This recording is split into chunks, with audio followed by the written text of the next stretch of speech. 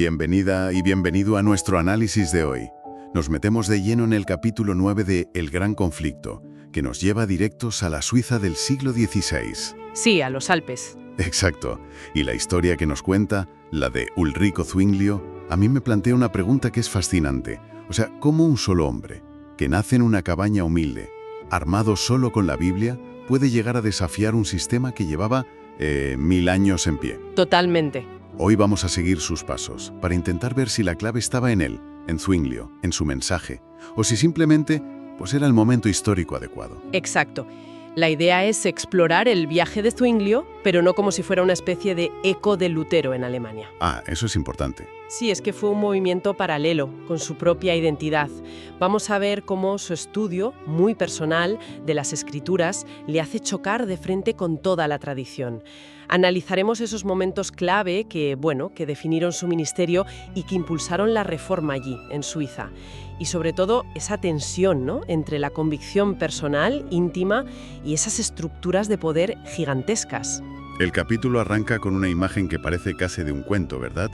Zwinglio de niño, un pastorcillo en los Alpes, rodeado de esa naturaleza inmensa. Sí, el autor quiere que sintamos esa conexión desde el principio. Quiere que veamos cómo la majestuosidad de las montañas pudo moldear su idea de un Dios igual de inabarcable. Totalmente. Se nos presenta un entorno que ya de por sí inspira reverencia, pero el punto de inflexión de verdad, cuando esa reverencia empieza a convertirse en teología, llega después. En la universidad. En la universidad. Ahí el texto destaca a un profesor, un tal Wittenbach, que mientras le enseñaba griego, le soltó una idea que en ese momento era dinamita pura. Pues sí, le dice que la muerte de Cristo es el único rescate por el pecado. El único. Pensemos un segundo en lo que eso significa. En un mundo donde la salvación se conseguía con confesiones, con penitencias, indulgencias, peregrinaciones. Un sistema muy complejo. Oír que todo eso es secundario, que la pieza central y única es un evento que ocurrió siglos atrás, debió de ser un cortocircuito mental para él. Fue la chispa. El libro lo llama, y me encanta la frase, el primer rayo de luz que precede a la aurora. A partir de ese momento, Zwinglio se obsesiona con la Biblia. Pero no la estudia como un texto más, no. No, para nada. Desarrolla un principio que era radical. La Biblia tiene que interpretarse a sí misma, sin el filtro de la Iglesia, de la tradición. Y hay una cita suya que es muy, muy reveladora de este proceso. Él escribe: «Empecé a pedir a Dios su luz, y las Escrituras se tornaron mucho más fáciles para mí». Me encanta esa frase. Es que describe perfectamente la diferencia entre estudiar algo de forma académica y tener una revelación personal. Es como si el libro dejara de ser un objeto de estudio y de repente empezara a hablarle. Sí, totalmente. Y esto nos lleva a uno de los puntos que a mí me parecen más interesantes del capítulo, su relación con Lutero. Un punto crucial, sí. Zwinglio se pasó la vida insistiendo en que sus ideas no las había copiado de Lutero, que las había sacado él directamente de la palabra de Dios. Y el libro cita unas palabras suyas que son potentísimas. Sí, dice: «Si Lutero predica a Cristo, hace lo que yo hago. Así se demuestra la concordancia del Espíritu de Dios consigo mismo, ya que ambos, sin ponernos de acuerdo, enseñamos la doctrina de Cristo con la misma unanimidad». Es que es fascinante que insistiera tanto. ¿Tú crees que era una cuestión de orgullo? ¿De querer marcar su territorio o había algo más? Yo creo que una mezcla. Pero la idea de fondo que sugiere el libro a través de esa insistencia es muy potente. Nos está diciendo que esta nueva visión del cristianismo no necesitaba un único profeta en Wittenberg, ¿sabes? Claro. En una época sin internet ni nada, la misma conclusión, que la Biblia es la autoridad final, estaban haciendo en mentes separadas por cientos de kilómetros. Es como si el movimiento fuera más grande que una sola persona. Era una idea cuyo momento simplemente había llegado. Vale, Zwinglio ya tiene esa convicción personal, forjada estudiando y llorando. Pero claro, una idea en la cabeza de un hombre no cambia el mundo. ¿Cuándo sale eso a la luz?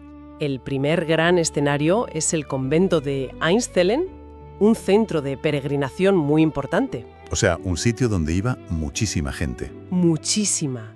Acudían en masa a ver una imagen de la Virgen que supuestamente perdonaba los pecados. Y a Zwinglio lo invitan a predicar allí. Y se encuentra en una encrucijada.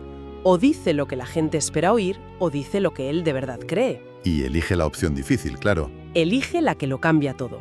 Se sube al púlpito y, delante de todos los peregrinos, desmonta la razón por la que estaban allí. Menuda valentía. Si obras inútiles, largas peregrinaciones, dones y ofrendas pueden asegurar la gracia de Dios. Y remata con esta bomba. Cristo es el sacrificio y la víctima que satisfizo por la eternidad los pecados de todos los creyentes. O sea, les estaba diciendo básicamente, todo esto que habéis venido a buscar aquí, ya lo tenéis. Y es gratis, por medio de Cristo.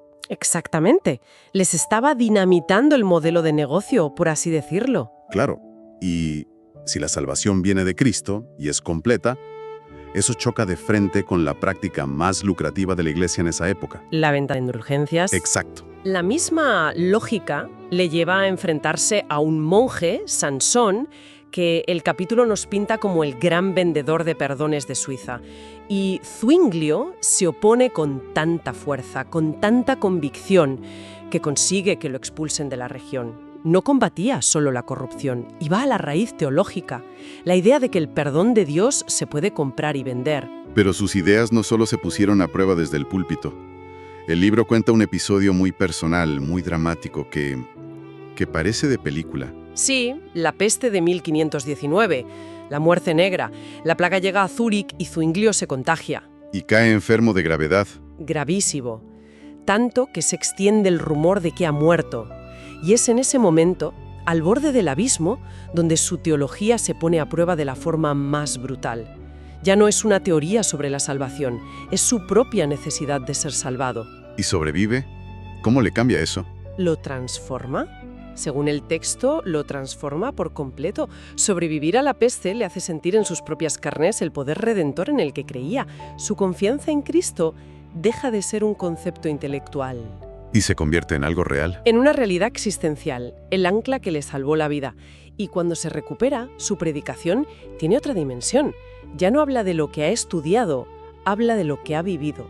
La teoría se ha hecho carne. Exacto. Y claro, a medida que su mensaje va calando y Zúrich se convierte en un bastión de la reforma, la oposición se organiza, ya no sirven las advertencias, necesitan silenciarlo. Así es. Y aquí el libro nos lleva a otro momento clave, el debate de Baden. Los opositores organizan una gran disputa pública para, humillar a los reformadores y cortar el movimiento de raíz. Pero, y esto es muy significativo, el ayuntamiento de Zúrich le prohíbe ir a Zuinglio. Temían por su vida, ¿no? El texto dice que en otros cantones ya se estaban encendiendo hogueras para los herejes. O sea, esto no era un debate académico en la universidad. Para nada. Era política de alto riesgo. Cada cantón suizo tenía que decidir de qué lado estaba. Y una derrota pública podía tener consecuencias militares, económicas, terribles. Sin duda. Y sin Zuinglio, la defensa de la reforma recae en sus compañeros, principalmente en un hombre llamado Écolampad. Eso es. Y lo que es fascinante es cómo el autor describe la escena. Es que tiene un contraste casi cinematográfico. Sí, esta parte me llamó mucho la atención. Describe a los representantes de Roma llegando cubiertos de joyas, con ropas carísimas, alojándose en los mejores sitios, con banquetes, vinos. Un despliegue de poder y riqueza. Totalmente. Y mientras los reformadores, pues comiendo frugalmente y dedicando el tiempo libre a estudiar las Escrituras.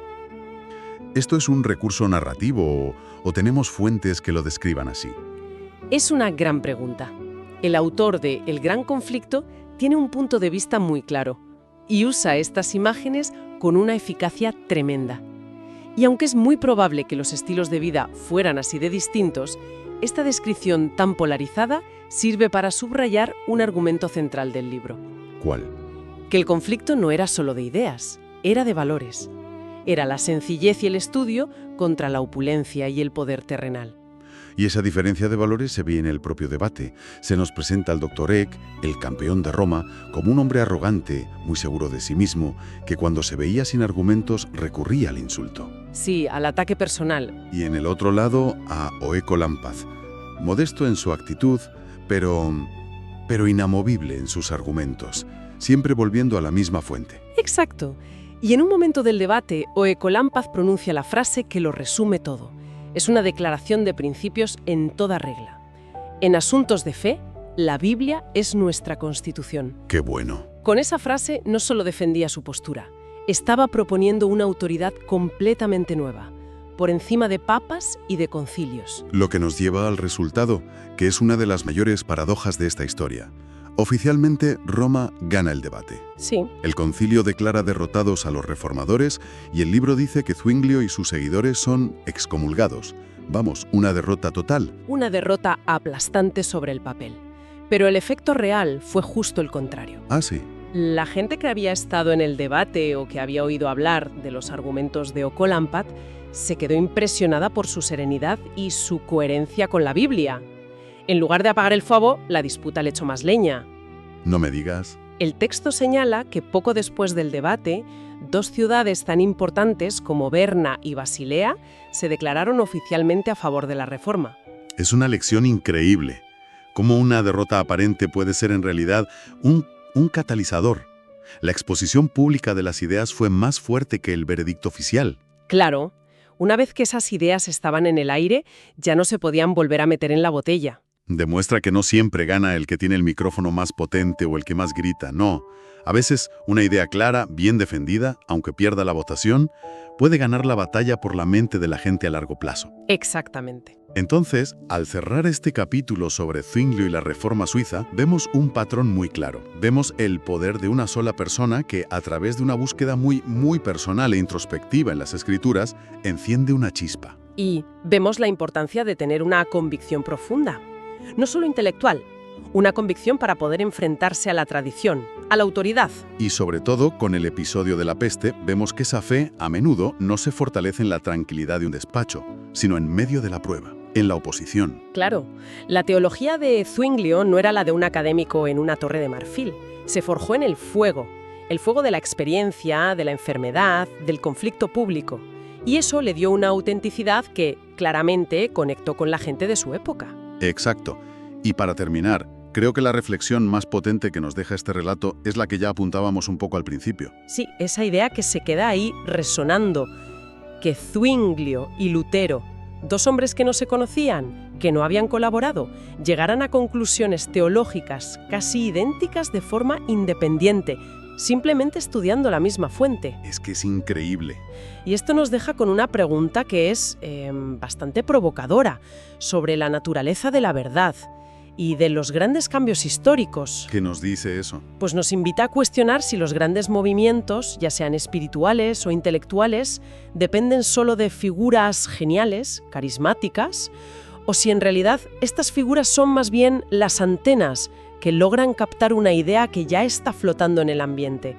Una verdad que está intentando salir a la luz en muchos sitios a la vez. Qué buena reflexión. Nos hace pensar si los grandes cambios responden a un impulso más profundo, más universal, que actúa a la vez en diferentes corazones que buscan respuesta a las mismas preguntas. Y esa es una idea para seguir dándole vueltas.